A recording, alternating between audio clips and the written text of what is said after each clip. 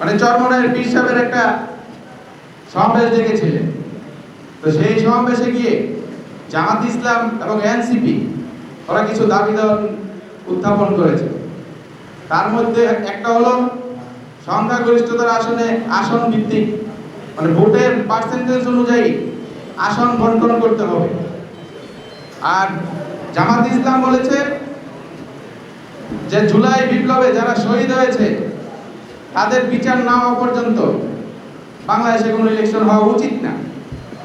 তো এই দুটা জিনিসই আগামী সংসদ ইলেকশন যাতে বানচাল করা যায় এবং বিলম্ব করা যায়, এরই একটি ষড়যন্ত্র। আজকে আপনারা দেখতে পাচ্ছেন বিএনপির বিরুদ্ধে সকলে একযোগ হয়ে ষড়যন্ত্রে লিপ্ত হয়েছে।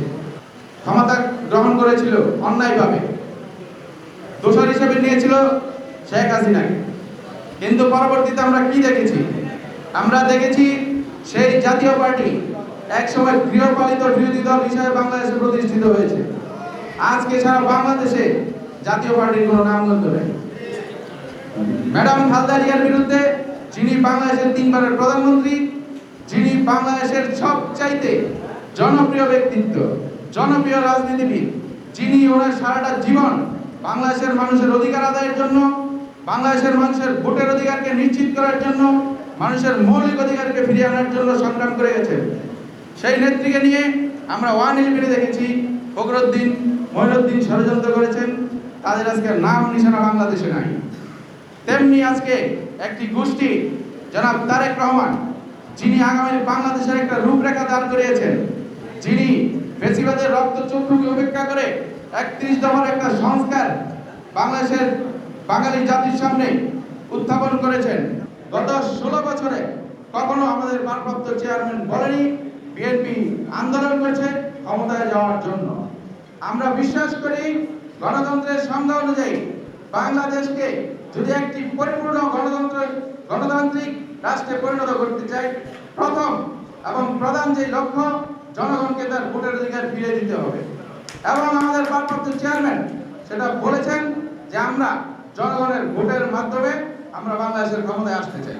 জনগণ যদি মনে করে আমরা বাংলাদেশ চালানোর যোগ্য, জনগণ আমাদেরকে ভোট দিবে, আমরা সংখ্যাগরিষ্ঠতা নিয়ে সংসদে আসব। কিন্তু আজকে একটি বিশেষ দল, তাদেরকে আনুপাতিক হারে সিট দিতে হবে। কেন?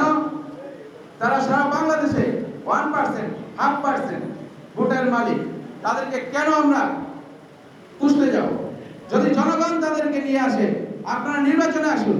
যদি জনগণ আপনাদেরকে ম্যান্ডেট দেয়, অবশ্যই আপনারা সংসদে যাবেন। আপনারা বিএনপির হাল ধরে কেন আপনারা নদী পার হতে চাচ্ছেন আমরা বুঝতে পারছি না। সুতরাং আমি যে ষড়যন্ত্রের কথা বললাম, অতীতে বাংলাদেশে বিএনপির বিরুদ্ধে কোনো ষড়যন্ত্র সফল হয়নি। ইনশাআল্লাহ ভবিষ্যতেও বিএনপির বিরুদ্ধে কোনো ষড়যন্ত্র বাংলাদেশে সফল হবে না। ভারপ্রাপ্ত চেয়ারম্যান যে ধরনের অর্ডার আমাদেরকে দিবেন, গত 16টি বছর নেয়, আমরা আমাদের স্থানীয় অভিভাবক জনাব সাইফুল আলমের নেতৃত্বে এই ঢাকা 12 আসন থেকে প্রথম পদক্ষেপটা নিতে চাই। আপনারা রাজি আছেন কিনা? অনেকে আস্তে আস্তে স্লোগানে শুনেছি 12 আসনের মাটি নীরব ভাইয়ের ঘাঁটি। নীরব ভাইয়ের ঘাঁটি ছিল, 12 আসন আছে। ইনশাআল্লাহ ভবিষ্যতে